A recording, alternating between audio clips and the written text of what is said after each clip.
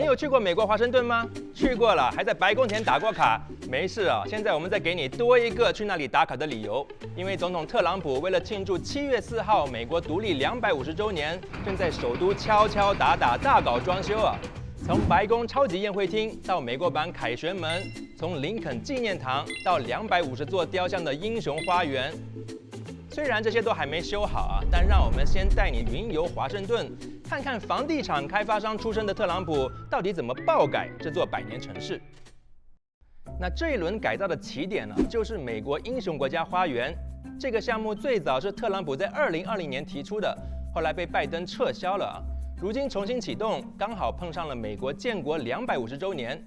这个英雄国家花园里面计划会放置250座雕像，纪念美国历史上的伟大人物。目前公布的雕像人选包括开国元勋华盛顿、总统林肯、民权运动领袖马丁·路德·金、篮球传奇布莱恩特等等。但谁有资格被定义为英雄呢？谁来决定这个名单？光是这个问题啊，在美国国内就已经吵起来了。一些历史学家就说啊，选出来的这250个人随意而且很散乱。也有人不满名单中的人选啊，超过70%是男性。大家也可以猜测，会不会有特朗普本尊呢？那装修的第二个项目就是白宫，理由很简单啊，特朗普觉得白宫不够 huge， 不够 beautiful， 有时办国宴时啊，甚至要临时搭建帐篷。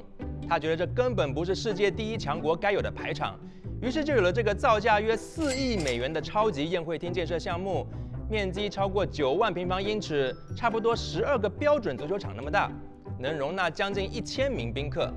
等等，12个足球场为什么只能容纳1000名宾客呢？ The ballroom is really a shield and protecting all of the things that are built here. The side walls are steel, impenetrable steel, and also impenetrable glass. 看到这里啊，你可能会有一个疑问：白宫不是美国最重要的历史建筑之一吗？总统想改就可以改？其实历史上白宫确实多次翻修啊，甚至在1948年整体重建过。后来的历任总统也不断调整内部空间，增加了许多设施。所以严格来说啊，总统翻修白宫并不是什么新鲜事。但这次不同的是规模太大了。有些人认为啊，这是结构性再设计，而非传统意义上的内部翻修。为了让宴会厅容纳更多人，需要拆除原来的白宫东翼，而那里不仅有第一夫人办公室，地下还有著名的总统紧急行动中心，是应对国家危机时的关键枢纽啊。特朗普应该也没想到，修个白宫还会吃上官司。美国国家历史保护组织就提告了啊，告特朗普在拆除白宫东翼之前，没有完成必要的审查程序，也没有获得国会授权。今年3月，联邦法官一度下令暂停宴会厅工程，认为总统未必拥有单方面推进这类大型建设项目的权利。白宫方面立即上诉抗议啊，结果几周后，上诉法院又暂时允许了这项工程继续推进。那目前宴会厅还在建，但相关诉讼其实还没结束，说不定修着修着又停工了。特朗普的第3个装修大计是要在华盛顿盖一座凯旋门。We're the only important and major city that doesn't have one. We don't have a triumphal arch. 那法国有的，美国也要有。计划中这座凯旋门高250英尺，也就是约76米，高度超过了巴黎原版的凯旋门。不过，这座凯旋门的设计方案虽然已经获得部分联邦机构的通过，但审批流程还没走完，几时能落成也说不准。而且美国人民啊，好像也不怎么买单。根据美国美术委员会收到的600份公众意见里，超过99.5%的人都反对美国版的凯旋门，所以建不建得成啊，还真不好说。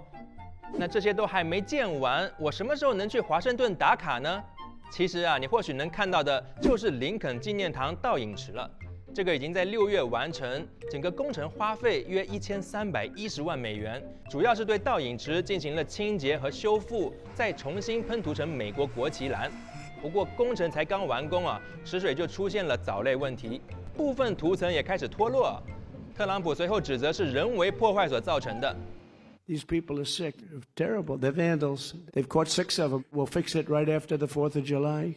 警方目前仍在调查相关的事件，到底是施工问题、设计问题，还是人为破坏造成的影响更大，现在仍然没有完全定论。但是特朗普的装修瘾还挺大的啊，本来只是装修一个水池，结果纪念堂的周边也要装修。I originally thought I'd do it for $2 or $3 million, just do a base.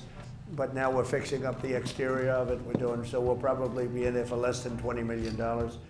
说到林肯纪念堂啊，这里见证了美国历史上一些非常重要的名场面。最著名的就是1963年8月28号，这里举行了25万人的集会。马丁·路德·金发表了震撼世界的演讲 "I have a dream"。现在特朗普对这个地方也有一个梦想啊，他6月的时候透露，想在纪念堂旁边增建一个新的步道，改善游客体验。那么这个新步道要叫什么名字呢？ They want to call it the Trump Promenade, but I don't know if I want to do that. 但名字也不是要用就用啊，放上去了也可能会被拆下来。去年12月，特朗普任命的新董事会把美国最重要的表演艺术场馆之一肯尼迪中心改名为特朗普肯尼迪中心，并且提出关闭场馆2年进行翻修。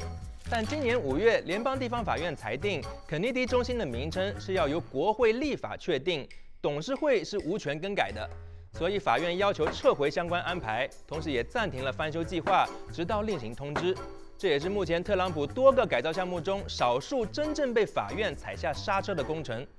虽然特朗普一直强调上面所说的很多项目不会花纳税人的钱，靠的都是私人捐款，但根据《华盛顿邮报》最近的报道这个宴会厅它的造价是6亿美元。其中超过一半花的就是纳税人的钱。那当然了，白宫对此坚决否认，还说是特朗普和捐助者承担了大部分费用。现在你说你的，我说我的，最后到底谁来买单？大家也是一头雾水啊。特朗普的支持者认为，美国独立250周年本来就是重要历史时刻，首都华盛顿值得拥有更具代表性、更壮观的纪念建筑。但讽刺的是，独立日近在眼前，不少项目都因为种种争议而停滞不前，甚至他们能不能赶在2029年特朗普总统任期结束前竣工，都是一个未知数。所以人们不禁要问在华盛顿大搞装修，真的是为了纪念美国独立的盛大庆典，还是特朗普要让自己青史留名的一次尝试呢？你有什么看法？评论区告诉我吧。